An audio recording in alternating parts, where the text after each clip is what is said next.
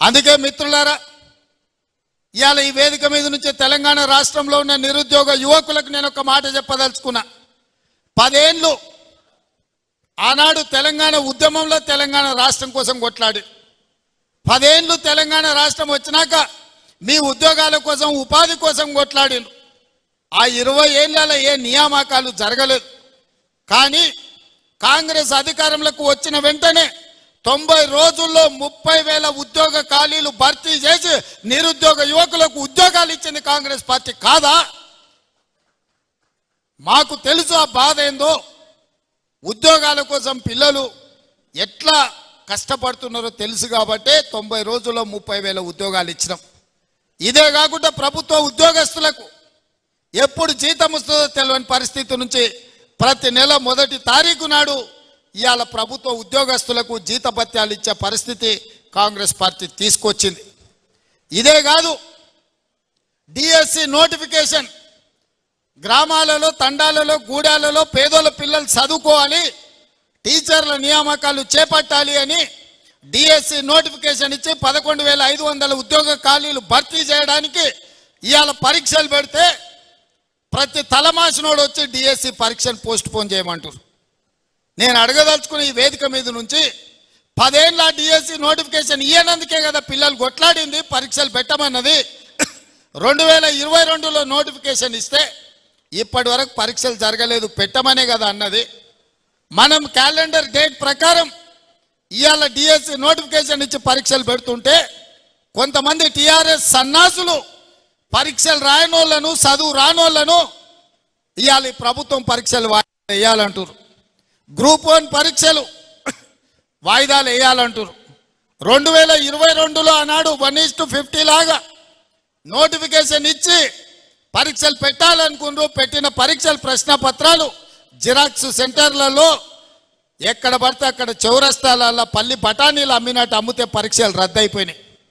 మనం వచ్చిన ఎంబడే గ్రూప్ 1కు నోటిఫికేషన్ ఇచ్చి ప్రిలిమినరీ ఎగ్జామ్స్ మొత్తం నిర్వహించి సరైన సమయంలో 4 లక్షల మంది విద్యార్థులు పరీక్షలకు అప్లికేషన్లు పెట్టి 3 లక్షల మంది పరీక్షలు రాసి నిన్నగాక మొన్న 31,000 మందిని ఈ పరీక్షలకు పాస్ చేసి గ్రూప్ 1లో ప్రిలిమినరీ రిజల్ట్స్ ఇచ్చినాం. ఇప్పుడు మెయిన్ ఎగ్జామ్స్ మనం పెట్టాలంటే 1:50 కాదు, 1:100 విలువ అంటారు. అంటే ఒక ఉద్యోగం ఉంటే 50 మందిని ప్రాథమిక పరీక్షలలో పాస్ చేసి మెయిన్ ఎగ్జామ్స్కు పిలుస్తామని చెప్పినాం. సగం దూరం వచ్చినాక ఇప్పుడు 50 కాదు 100 మంది పిలువ అంటున్నాం. ఏందయ్యా ఈ దొంగన కొడుకుల ఆలోచన అంటే 1:100 పిలువంగానే కోర్టు స్టే ఇస్తుంది, పరీక్షలు రద్దు చేస్తుంది. నువ్వు నోటిఫికేషన్లో 1:50 ఇచ్చి పరీక్షలు అయిపోయినాక 1:100 ఎట్లా పిలుస్తావు? ఒక ఉద్యోగానికి 50 బదులు ఒక ఉద్యోగానికి 100 మందిని ఎట్లా పిలుస్తావు? అది తప్పు అని కోర్టు పరీక్షల్ని రద్దు చేస్తుంది. మళ్ళీ మొదటి నుంచి మొదలు పెడితే మళ్ళీ ఏడాది పోతుంది. 2011లో నోటిఫికేషన్ గ్రూప్ 1 ఇస్తే ఇప్పటి వరకు 13 ఏళ్ళలో ఇంతవరకు పరీక్షలు జరగలే, నియామకాలు చేయలే. వయసులో ఉన్న పిల్లగాడు మధ్య వయసుకు వచ్చిండు, పెళ్ళైనోనికి పిల్లలు అయిన వాళ్ళ పిల్లలు బడికి పోతున్నారు, పరీక్షలు మాత్రం పూర్తి కాలే. నేను ఏదైనా చేసి డిసెంబర్ లోపల పరీక్షలు చేసి దాదాపుగా 1000 మంది గ్రూప్ 1 ఆఫీసర్లను తెలంగాణ రాష్ట్ర నిర్మాణంలో ఫలితాలు ఇచ్చి వాళ్ళను అధికారులను చేయాలని నేను చూస్తుంటే ఈ దొంగలంతా గూడు పుటాని చేసి ఆ పరీక్షలు పోస్ట్ పోన్ చేయమంటారు. ఇట్లనే గ్రూప్ 2 కూడా, అట్లనే గ్రూప్ 3 కూడా దానికి ఒక 5 లక్షల మంది, దీనికి ఒక 5 లక్షల మంది పరీక్షలకు ఈరోజు హాజరుగానికి అప్లికేషన్లు పెట్టుకోరు. ఈ పరీక్షలు పోస్ట్ పోన్ చేస్తే కోచింగ్ సెంటర్లు బతుకుతాయి. ఒక్క నెల ఏదైనా పరీక్షలు గ్రూప్ 1 గ్రూప్ 2 పోస్ట్ పోన్ చేస్తే ఒక్కొక్క కోచింగ్ సెంటర్కు 100 కోట్ల రూపాయల ఫీజులు వస్తాయి. ఇవాళ కోచింగ్ సెంటర్ల మాఫియా కొంతమంది కిరాయి మనుషులను పెట్టి ఆ కిరాయి మనుషులతో రోడ్ల మీద ధర్నాలు చేసి పరీక్షలు పోస్ట్ పోన్ చేయమని అడుగుతున్నారు. ఇవాళ మాకు ప్రభుత్వానికి పోయేదేముంది? ఒకవేళ పరీక్షలు పోస్ట్ పోన్ చేస్తే విద్యార్థులకు నష్టం. కోచింగ్ సెంటర్లు 100 కోట్ల రూపాయలు కొల్లగొట్టడానికి కోచింగ్ సెంటర్లో ఇవాళ పరీక్షల్ని వాయిదా ఏమని అడుగుతారు. గ్రామాన మీరు చెప్పండి, 10 ఏళ్ళు పరీక్షలు పెట్టలే, ప్రభుత్వ ఉద్యోగాలు ఇవ్వలే. కాంగ్రెస్ వచ్చిన ఎంబడే 30,000 ఉద్యోగాలు ఇచ్చింది.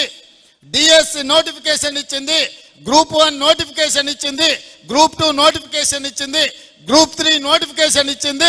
రాబోయే డిసెంబర్ 9 తారీఖు లోపల ఈ పరీక్షల ఫలితాలన్నీ ఇచ్చి వేలాది మంది నిరుద్యోగ యువకులకు ఉద్యోగ అవకాశాలు ఇవ్వాలని మా ప్రభుత్వం ప్రయత్నం చేస్తుంటే పరీక్షలు వాయిదా ఏమంటారు?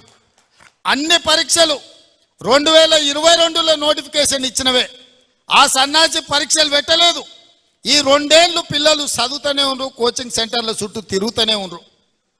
ఇప్పుడు కొత్తగా మళ్ళీ వాయిదా వేస్తే ఇవన్నీ కూడా కోచింగ్ సెంటర్లలో వాళ్ళ కోచింగ్ సెంటర్లు నడపనికే.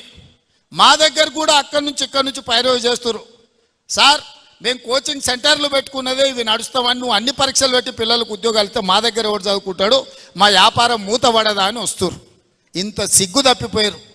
నిరుద్యోగ యువకుల బలహీనతను వ్యాపారంగా మార్చుకోవాలని కొన్ని కోచింగ్ సెంటర్ల యజమానులు ఈ ఆర్టిఫిషియల్ ఉద్యమాలను ఇవాళ మన కళ్ళగట్టినట్టు చూపించాలనే ప్రయత్నం చేస్తారు.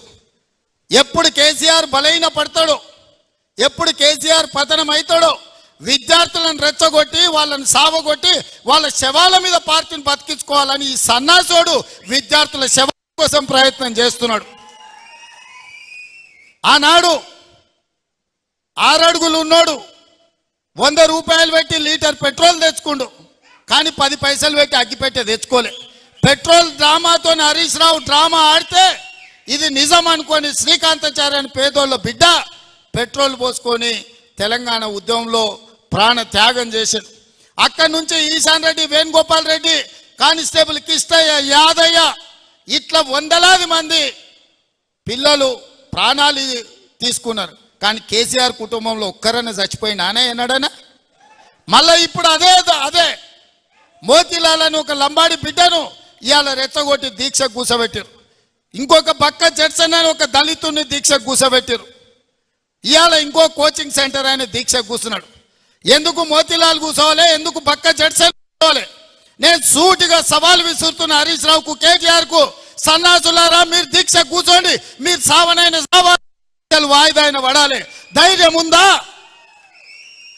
రాండి ఉస్మానియా యూనివర్సిటీకి వచ్చి ఆర్ట్స్ కాలేజ్ ముందల బామార్దుల ఆమరణ నిరాహార దీక్ష కూర్చోండి. గ్రూప్ 1 పరీక్షలు, గ్రూప్ 2 పరీక్షలు, గ్రూప్ 3 పరీక్షలు, డిఎస్సి పరీక్షలు వాయిదానన్న పడ, లేకపోతే మీ ప్రాణాలన్న పోవాలి అనే నినాదంతో మీరు ఆర్ట్స్ కాలేజ్ ముందల దీక్ష చేయండి. మేము కాపలా ఇస్తాం, మిమ్మల్ని ఎవ్వడు ఆపడు, సూతం ఎన్రోల్ చేస్తారు. మీరిద్దరు నిజంగానే పరీక్షలు వాయిదా వేయాలంటే మీ వాటిలో బలం ఉంటే ఈ తెలంగాణ కోసం సావు నోట్ల తలకాయ పెట్టినని సన్నాసి కేసీఆర్ చెప్పేది నిజమే అయితే ఇక ఆయన కంటే వయసు మీద పడ్డది లేవలేనోడు అసలే కాలు ఇరిగింది, ఆయనను వదిలేయండి. కానీ మీరిద్దరు బావబామర్దులు బిల్లా రంగాలు రాండి ఆర్ట్స్ కాలేజ్ ముందల. మా ఎన్ఎస్యు యూత్ కాంగ్రెస్ కార్యకర్తలు కంచేసి కాపాడతారు మిమ్మల్ని. పరీక్షలు వాయిదా పడే వరకు మీరు నిరాహార దీక్ష చేయండి ఆర్ట్స్ కాలేజ్ ముందల. అది మాత్రం చేయరు. పొద్దుటిపూట తింటారు, రాత్రిపూట తాగుతారు, మీరు మాత్రం సంతోషంగా ఉండాలా? పేదోళ్ళ పిల్లలు దీక్షలతోటి, ఆమరణ నిరాహార దీక్షలతోటి పేదోళ్ళ పిల్లల ప్రాణాలు బలి ఇవ్వడానికి అలా బావబామర్దులు ఇద్దరు కలిసి కుట్ర చేస్తారు. ఇవాళ అందుకే విద్యార్థులకి వేదిక మీద నుంచి నేను విజ్ఞప్తి చేస్తున్నా, వాళ్ళ పార్టీ బలహీన పడ్డప్పుడు, రాజకీయంగా వాళ్ళు సచ్చినప్పుడు విద్యార్థులను చంపి ఆ శవాల మీద పార్టీని నిర్మించుకోవాలని కుట్ర చేస్తున్నారు. ఇవాళ కొంతమంది విద్యార్థులను రెచ్చగొట్టి వాళ్ళ భావోద్వేగాలతో రాజకీయంగా లబ్ధి పొందాలని చూస్తారు. అందుకే ఇక్కడున్న మా సోదరులకు గ్రామాన చెప్పండి, వాళ్ళ తల్లిదండ్రులకు చెప్పండి, మీ కోచింగ్ సెంటర్లలో 1000 కోట్ల 100,000 రూపాయలు ఫీజులు కట్టాల్సిన పని లేకుండా ఎంబడే పరీక్షలు పెట్టి ఫలితాలు ఇచ్చి మీ పిల్లలకు ఉద్యోగాలు ఇస్తాము. ఒకవేళ పరీక్ష రాసి ఉద్యోగం రాకపోతే ఇంకే ప్రైవేటుల్లోనైనా వాళ్ళు ఉద్యోగం చేసుకోవడానికి అవకాశం ఉంటుంది. పరీక్షలు నిర్వహించి ఫలితాలు ఇవ్వకపోతే సంవత్సరాల కొద్దీ పేదోళ్ళ పిల్లలు కోచింగ్ సెంటర్ల చుట్టూతో తిరిగి ఇటు ఇంటికి రాలేక, పట్నంలో ఉండలేక వాళ్ళు అన్ని రకాలుగా దెబ్బతినిపోయే ప్రమాదం ఉన్నది. ప్రతి గ్రామంలో మా కార్యకర్తలు అందరూ కూడా చెప్పాలి. ఇవాళ అప్పుడప్పుడు మా వాళ్ళు కూడా వచ్చి అంటుంటారు, అన్న పిల్లలు ఏదో పరీక్షలు వాయిదా ఏమంటారు కదా, వేస్తే పోతుంది కదా. వేస్తే పోతుంది, నాకు కూడా ఏం పోతుంది, పరీక్ష వాయిదా వేస్తే నష్టం ఏం లేదు. కానీ పిల్లల జీవితాలు ఆగం అయిపోతాయి. ఆ పిల్లలు 10 ఏళ్ళు నష్టపోయారు కేసీఆర్ పాలనలో. 10 ఏళ్ళు ఒక్క పరీక్ష పెట్టలేదు, 10 ఏళ్ళు ఎవరికి ఉద్యోగం ఇవ్వలే. ఇవాళ నేను అవన్నీ చూసి వచ్చినాను కాబట్టి పిల్లలకు సరైన సమయంలో పరీక్షలు పెట్టాలని అనుకుంటున్నాను. అవి వాయిదా వేయడానికి ఒక పక్కన టీఆర్ఎస్ కొంతమంది కోచింగ్ సెంటర్ల ఓనర్లు కుట్రలు చేస్తున్నారు. ఇవన్నీ కూడా ప్రజలకు వివరించాల్సిన బాధ్యత మీ అందరి మీద ఉన్నది. పరీక్షలు వాయిదా వేస్తే కాంగ్రెస్కి వచ్చే నష్టం లేదు, మీ సోదరుడిగా నాకు పోయే కష్టమేం లేదు. కానీ లక్షలాది మంది నిరుద్యోగ యువకుల జీవితాలు ఆగమవుతాయి. ఇవాళ వాళ్ళని రెచ్చగొట్టి రాజకీయ లబ్ధి పొందాలని ఇవాళ బీఆర్ఎస్ నాయకులు ప్రయత్నం చేస్తున్నారు. అందుకే ఇవాళ నిజంగానే కేసీఆర్ హరీష్కు లేకపోతే కేటీఆర్కి హరీష్కు ఈ విద్యార్థుల బాధ వాళ్ళు నిజంగానే తీర్చాలనుకుంటే హరీష్ కేటీఆర్ ఇద్దరు ఆర్ట్స్ కాలేజ్ ముందల దీక్ష కూర్చోవాలి, ఆమరణ నిరాహార దీక్ష కూర్చోవాలి. ఈ పరీక్షలు వాయిదా పడే వరకు మంది పిల్లలు ఎవ్వరు కూర్చోవద్దు. 10 ఏళ్ళు మంత్రులు అనుభవించిన మీరు ఇద్దరు ఈరోజు ఎమ్మెల్యేలు, మీరు వచ్చి కూర్చోండి. ఈ వాదనలో నిజం ఉంటే ఇద్దరు ఎమ్మెల్యేలను తెలంగాణ ప్రభుత్వం వదులుకోదు కదా, కూర్చోండి 10-15 రోజులు. మీరు చెప్తున్న వాదన నిజమైతే 10-15 రోజులు దీక్ష కూర్చోండి ఆర్ట్స్ కాలేజ్ ముందల. ఇన్నేళ్ళు మీరు పదవులు అనుభవించారు కదా ఈ పేదోళ్ళ పిల్లల త్యాగాలతోటి. ఆ పేదల పిల్లల కోసం లక్షలాది మంది నిరుద్యోగ యువకులకు ఒకవేళ మా ప్రభుత్వంలో అన్యాయం జరుగుతుందని బాబామర్దులు బిల్లారంగాలు అనుకుంటే వీళ్ళెందుకు కూర్చోరు దీక్షకని నేను అడుగుతున్నా. గ్రామాలలో మీరు నిలదీయండి, మన చెప్పండి, మనం కాదురా ప్రాణాలు ఇచ్చేది, ఇప్పుడు వాళ్ళని కూర్చోబెట్టురు, పట్టుకొచ్చురు, కూర్చోబెట్టురు, కట్టేయమని చెప్పురు ఆర్ట్స్ కాలేజ్ ముందల, అప్పుడు తెలుస్తుంది. అందుకే మిత్రులారా నా సూచన ఒక్కటే, ఈ ప్రభుత్వం వచ్చింది, ఈ ప్రభుత్వం ఆడబిడ్డలకు ఆర్టీసీ బస్సు ఉచితంగా ఇచ్చింది, ఈ ప్రభుత్వం 500 రూపాయలకే సిలిండర్ ఇచ్చింది, ఈ ప్రభుత్వం ఇందిరమ్మ ఇండ్లు ఇచ్చింది, ఈ ప్రభుత్వం రాజీవ్ ఆరోగ్యశ్రీ అమలు చేసి ఈరోజు 10 లక్షల రూపాయలు పేదోళ్లకు అందుబాటులోకి.